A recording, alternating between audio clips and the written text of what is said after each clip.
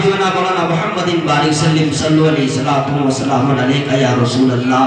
اللہ تعالیٰ ارشاد فرماتا ہے یا ایھا الذین آمنوا اتقوا اللہ، اے ایمان والو اللہ سے ڈرو، اللہ سے ڈرو، اللہ سے ڈرو۔ آج کی دنیا میں یہ نعرے سب لگا رہے ہیں لیکن آگے کی آیت سب نہیں پڑھتے ہیں۔ کوئی انسان کہتا ہے نماز پڑھو کیوں اللہ سے ڈر ہے، حج کرو کیوں اللہ سے ڈر ہے، روزہ رکھو کیوں اللہ سے ڈر ہے۔ یا ایھا الذین آمنوا اتقوا اللہ، اے ایمان والو اللہ سے ڈرو، اللہ سے ڈرو، اللہ سے ڈرو۔ اور آگے اعلان ہوا وَكُونُوا مَعَ الصَّادِقِينَ، اور سچوں کے ساتھ ہو جاؤ، سچوں کے ساتھ ہو جاؤ، سچوں کی صحبت اختیار کرو۔ قرآن کی آیت یہ بتا رہی ہے اللہ سے ڈرتے رہو، اور ڈرنا صرف کافی نہیں ہے، ایک انسان اللہ سے ڈرتا رہے یہ کافی نہیں ہے۔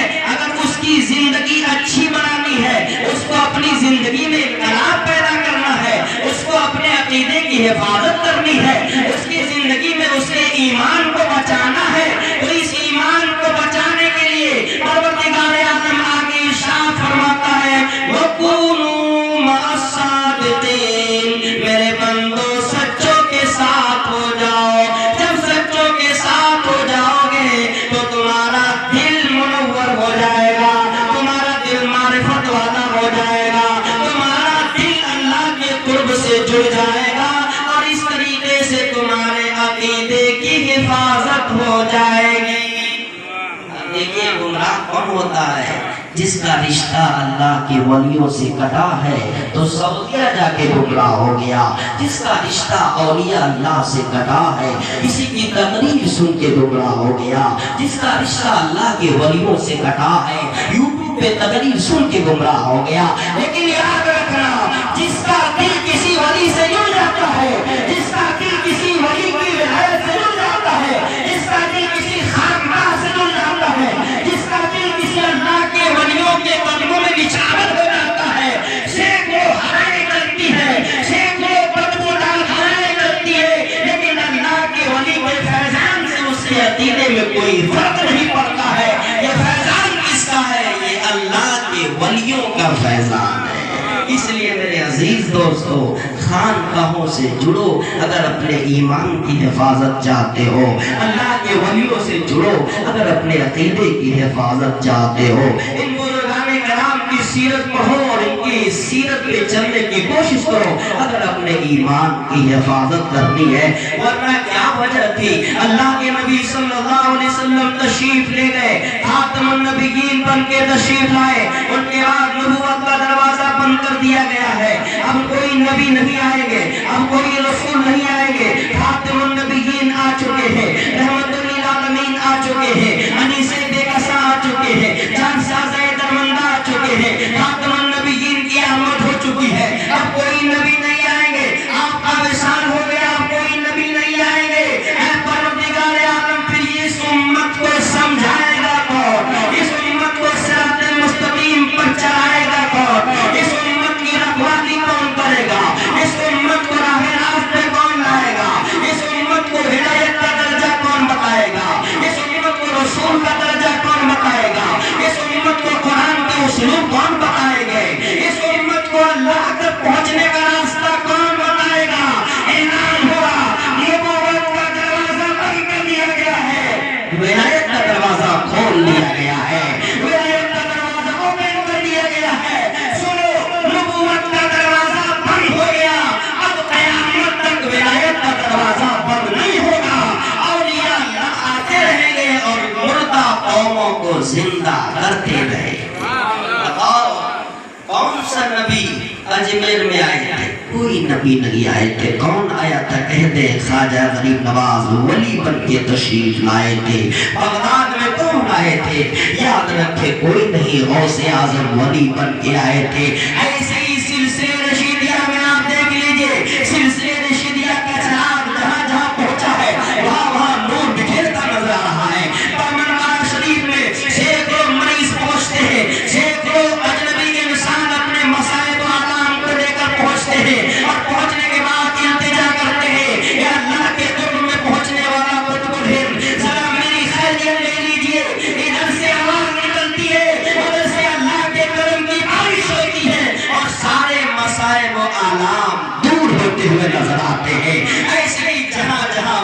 قدم پڑا ہے، جدھر جدھر سے وہ گزرے ہیں وہ راستہ بھی خوشبودار ہو گیا ہے، اور جن راستوں پہ آپ کا سفر ہوا ہے وہ راستہ بھی معطر ہو گیا ہے۔ اس لیے اللہ کے ولیوں سے جڑیے، قرآن کے حوالے سے۔ اس لیے آج ٹیکنالوجی کا زمانہ ہے، یوٹیوب اور فیس بک کا زمانہ ہے، پڑھنے پڑھانے کا زمانہ ہے۔ لوگ کہتے ہیں قرآن میں کہاں لکھا ہے؟ کہو قرآن میں لکھا ہے، یا ایھا الذین آمنوا اتقوا اللہ وکونوا مع الصادقین، اللہ سے ڈرتے رہو اور سچوں کے ساتھ ہو جاؤ۔ یہ سچے کون ہیں؟ ہاں اگر آپ کو سمجھانے کے لیے کہو تو جناب دیوان کی رحمت اللہ علیہ سچے ہیں، ان کا راستہ اختیار کرو۔ دیوان صاحب سچے ہیں، ان کا راستہ اختیار کرو۔ سراج الدین رحمت اللہ علیہ سچے ہیں، ان کا راستہ اختیار کرو۔ مولانا معین الدین رحمت اللہ علیہ سچے ہیں، ان کا راستہ اختیار کرو۔ یہ اللہ کے ولی ہے، ان کا راستہ اولیاء اللہ کا راستہ ولی علی تک پہنچتا ہے، اور علی کا راستہ محمد عربی تک پہنچتا ہے، اور محمد عربی کا راستہ اللہ تک پہنچتا ہے۔ انہی راستوں سے اللہ کو پایا جا سکتا ہے۔ اس لیے قرآن کا اعلان ہے وَقُومُوا مَعَ الصَّادِقِينَ، سچوں کے ساتھ ہو جاؤ۔ آگے ان سے جڑنے کا بینیفٹ کیا ہوتا ہے؟ آپ پوچھیں گے مولانا صاحب ہم اللہ کے ولیوں سے جڑیں گے تو ہمیں کیا ملے گا؟ ہم اللہ کے ولیوں سے محبت کریں گے تو ہمیں کیا ملے گا؟ ہم اللہ کے ولیوں سے الفت کریں گے تو ہمیں کیا ملے گا؟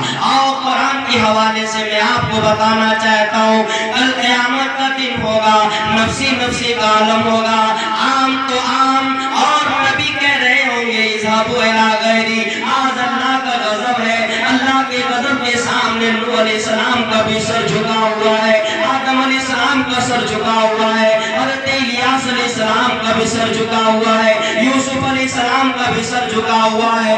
سارے انبیاء کرام التجا کر رہے ہیں اذهبوا الى غیری، آگے جائیے آگے جائیے، میرے پاس آج کوئی راستہ نہیں ہے۔ نبی رحمت صلی اللہ علیہ وسلم کی بارگاہ میں حاضری ہوگی۔ میں نے پوچھا ہے اللہ کے رسول کیا قیامت کے دن اور بھی کوئی شفاعت کریں گے، اور بھی کوئی بخشش کا جامہ بانٹیں گے، اور بھی کوئی بخشش کی لسٹ بانٹیں گے؟ تو قرآن بول پڑا، وہاں ایک دوست دوسرے سے دشمن بن جائیں گے، سچا دوست خلیل دوست بھی دشمن بن جائیں گے۔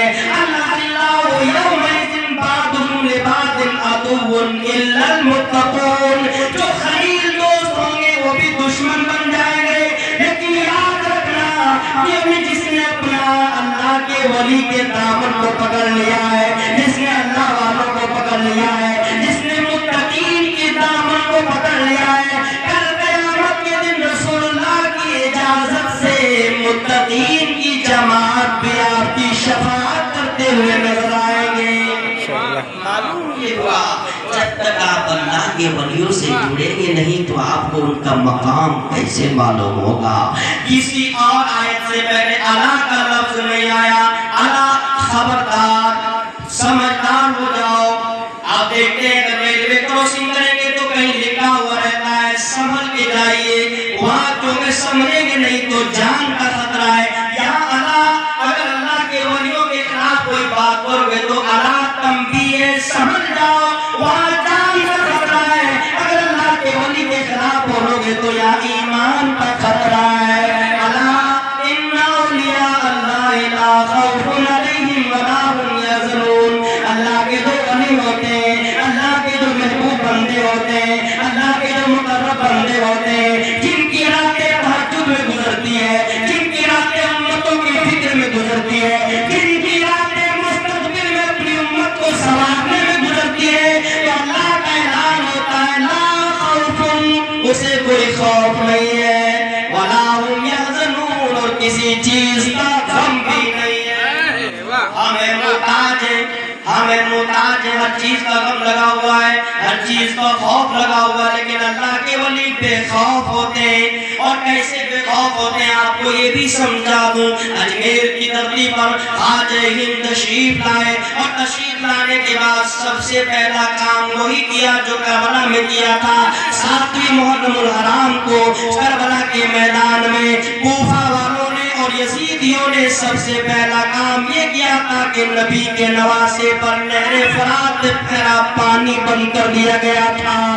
7ویں محرم الحرام کو کو پانی بند کر دیا گیا اور وہ یہ سمجھ رہے تھے جب ان کے عباس کو پیاس لگے گی تو ہاتھ میں ہاتھ دے دیں گے، جب علی اصغر کو پیاس لگے گی تو ہاتھ دے دیں گے، جب سکینہ آلتش کہے گی تو ہاتھ دے دیں گے، جب شہربانو پیاس کی پکارے گی تو حسین ہاتھ دے دیں گے، لیکن انہیں معلوم نہیں ہے یہ حسین کون ہے جن کو اللہ کے رسول نے پہلے ہی جنت کی جوانوں کا سردار بنا دیا ہے، اسے دنیا کے پانی کی کوئی فکر نہیں ہے، اللہ کے ولیوں کو کوئی خوف نہیں ہے، کوئی غم نہیں ہے۔ اگر اسے سمجھنا ہے تو آؤ اجمیر کی دھرتی پر، وہاں بھی پانی بند کر دیا گیا، یہاں بھی پانی بند کر دیا گیا، یہاں اس لیے پانی بند کر دیا گیا کہ جب فقیر کو پانی نہیں ملے گا، جب اس فقیر کو پانی نہیں ملے گا تو پانی جل ہی جیون ہے، تو پھر یہ یہاں سے چھوڑ کے دوسری جانب چلے جائیں گے، لیکن انہیں معلوم نہیں تھا کہ یہ اللہ کا ولی ہے، اسے پانی کا خوف نہیں ہے، اسے دنیا کی کسی اور چیز کا خوف نہیں ہے، اس لیے اللہ تعالیٰ نے یہ قوت دی ہے، جب وہ اللہ کا ورد کرتا ہے، جب وہ اللہ کے لیے نمازیں پڑھتا ہے، جب وہ اللہ کے لیے تہجد پڑھتا ہے، جب اللہ کو راضی کرنے کے لیے اپنے بدن کو حرکت دیتا ہے تو خدا ارشاد فرماتا ہے اتنی طاقت اس کے اندر پیدا ہو جاتی ہے، بولتا میرا ولی ہے طاقت میری ہو جاتی ہے، چلتا میرا ولی ہے طاقت میری ہو جاتی ہے، دیکھتا میرا ولی ہے طاقت میری ہو جاتی ہے، پکڑتا میرا ولی ہے طاقت میری ہو جاتی ہے، اور جس کے اندر اللہ کی طاقت سما جائے دنیا کی کوئی طاقت اس کا مقابلہ نہیں کر سکتی ہے۔ خواجہ ہند اجمیر میں تشریف لائے اور اجمیر کی دھرتی پر پانی بند کر دیا گیا اور پھر اسی ماضی کو دہرایا گیا اجمیر کی دھرتی پر، لیکن اجمیر کے داتا خواجہ ہند نے اعلان کیا کہ سنو پانی پہ قبضہ اللہ والوں کا ہے، دنیا والوں کا نہیں، کس کا قبضہ ہے؟ زور سے بولے اللہ والوں کا قبضہ ہے۔ جب وضو کا وقت آ گیا، نماز کا وقت آ گیا، خواجہ ہند نے سمجھایا اے دنیا والوں دیکھو ذرا دیکھو، میں تو حسین نہیں ہوں، اس شخص سے بار جوڑو گے تب غلام حسین ہوں، میں حسین کا غلام ہوں، آؤ پاور دیکھو اللہ والوں کی، آؤ طاقت دیکھو اللہ والوں کی، آؤ صلاحیت دیکھو اللہ والوں کی۔ میرے خواجہ نے کہا جاؤ انہیں سمجھاؤ کہ اللہ کے ولی کون ہوتے ہیں۔ پانی بند کر دیا گیا اور خواجہ رنواز کے اشارے پہ پورا پانی آنا ساگر چلا آیا، تو دنیا والوں کو یہ میرے سے ملا اللہ کے ولی سے زیادہ طاقت کسی کے پاس نہیں ہے، اس لیے بولتا وہ ہے پاور اللہ کی ہوتی ہے، پکڑتا وہ ہے طاقت اللہ کی ہوتی ہے، اس لیے اللہ نے فرمایا جو اللہ کے ولی کا گستاخ ہے کل قیامت کے دن اسے معاف نہیں کیا جائے گا، کل قیامت کے دن اسے جنت کی خوشبو بھی نہیں ملے گی جو اللہ کے دوستوں سے بغاوت کرے گا۔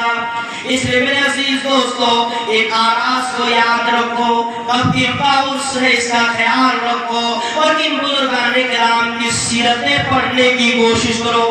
آج تو خانقاہ رشیدیہ کے لیے ایک امتیاز کی بات ہے، خانقاہ رشیدیہ کے لیے ایک معراج کی بات ہے، اللہ کے کرم سے، نبی رحمت صلی اللہ علیہ وسلم کے کرم سے اور پیر و مرشد عبید الرحمن کے کرم سے آپ دیکھیں اس رشیدیہ خانقاہ نے آسی فاؤنڈیشن ہی پیدا کر دیا ہے، جہاں سے آپ کو زندگی گزارنے کے طریقے مل رہے ہیں، جہاں سے آپ کو سچے راستے مل رہے ہیں۔ اگر آپ آسی فاؤنڈیشن سے جڑیں گے اور وہاں سے ملنے والی کتابوں کا مطالعہ کریں گے تو آپ کو معلوم ہو جائے گا کہ یہ سونے والا مردہ نہیں ہے بلکہ یہ کل بھی زندہ تھا، آج بھی زندہ ہے اور صبح قیامت تک یہ زندہ رہے گے۔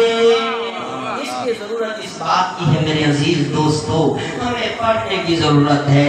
قرآن کہتا ہے انسان جب پیدا ہوتا ہے تو جاہل پیدا ہوتا ہے، اللہ تعالیٰ نے اسے اس کے ماں کے پیٹ سے نکالتا ہے تو جاہل نکالتا ہے۔ آپ دیکھتے بکری کا بچہ پیدا ہوتا اسے چلنا نہیں سکھایا جاتا ہے، مرغی کے بچے کو دانا چننا نہیں سکھایا جاتا ہے، لیکن ایک انسان ہے جسے چلنا بھی سکھایا جاتا ہے، بولنا بھی سکھایا جاتا ہے، بیٹھنا بھی سکھایا جاتا ہے، دودھ پینا بھی سکھایا جاتا ہے۔ انسان جاہل پیدا ہوا ہے، اس جاہل انسان کو کوئی رہبر کی ضرورت ہے، اس جاہل انسان کو کسی رہنما کی ضرورت ہے، اس جاہل انسان کو کسی اچھے راستے دکھانے والے کی ضرورت ہے، اور یہ اچھے راستے دکھانے والے کون ہیں؟ ان الفاظ میں سنو، یہ اچھے راستے دکھانے والے اللہ کے ولی ہیں۔ ان سے اپنا رشتہ جوڑو، اپنے عقیدے کی حفاظت کرو اور اپنے ایمان کی حفاظت کرو۔ سرکار آصف علیہ رحمت و رضوان ارشاد فرماتے ہیں غم دور کرو، عیش کا سامان دکھا دو۔ اگر وسیلہ ماننا اگر شرک ہوتا تو حضرت عبدالعلیم عاصی اپنے وقت کے اتنے بڑے نباز تھے، جن کی علم کی دھاک جمی تھی، جن کی معرفت کی دھاک جمی تھی، جن کے تصانیف کو پڑھنے کے بعد، جن کی شاعری کو پڑھنے کے بعد بڑے بڑے شاعر خاموش ہو جاتے ہیں۔ وہ ارشاد فرماتے ہیں غم دور کرو، ان سے کہہ رہے ہیں ڈائریکٹ اللہ سے نہیں، غم دور کرو، عیش کا سامان دکھا دو، یا پیر میرے درد کا درمان بتا دو۔ یہ تمہیں سمجھا رہے ہیں سرکار آصی، مانگنے کا طریقہ اللہ کے ولیوں سے بتا رہے ہیں۔ کیسا طریقہ ہے سرکار آصی کا؟ غم دور کرو، عیش کا سامان دکھا دو، یا پیر میرے درد کا درمان دکھا دو۔ آج تو انسان مرید ہو جاتا ہے، لیکن مرید ہونے کے بعد اس کے دل میں اللہ کے اس ولی کی محبت بیٹھ نہیں پاتی، اس لیے فیضان بھی نہیں ملتا ہے۔ سرکار آصی کا فیضان سنو، سرکار آصی رحمت و رضوان ارشاد فرماتے ہیں دور جہاں حضرت موسیٰ علیہ السلام تشریف لے جاتے اور جہاں اللہ کا جلوہ نازل ہوا تھا، دور پہاڑ جل کے سرما ہو گیا تھا۔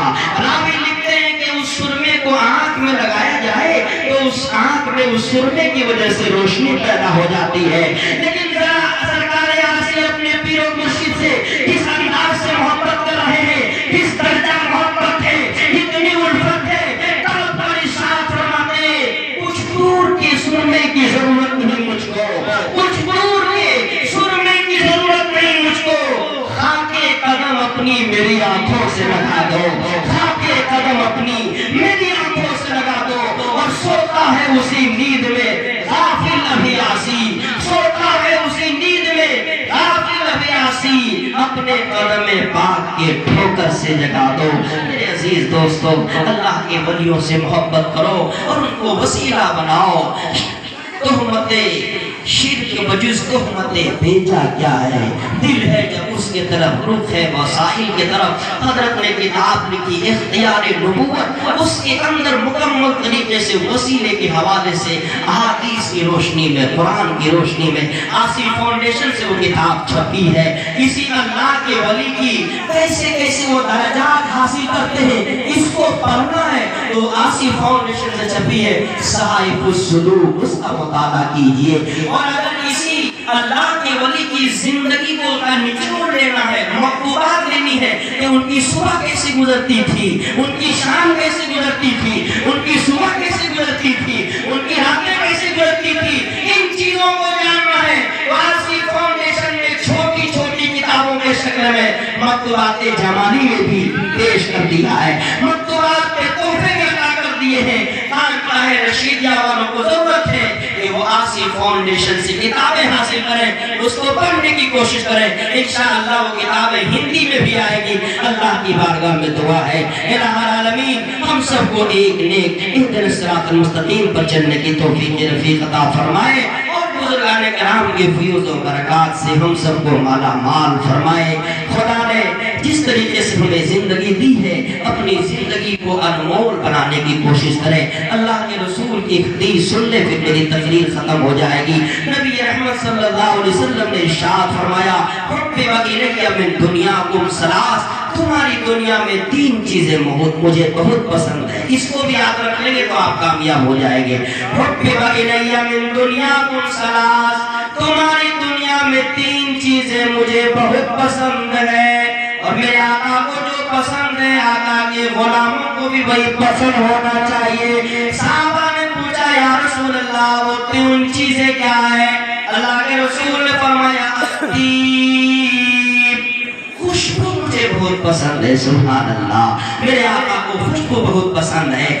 جمعہ کے دن آپ خوشبو لگائیں، اس نیت کے ساتھ نہیں کہ لوگ دیکھیں گے تو کہیں گے بڑی خوشبو اچھی ہے، اچھا آدمی ہے، خوشبو نہیں، اس نیت کے ساتھ لگائیں کہ میرے آقا کو بہت پسند ہے۔ جب تک خوشبو نکلتی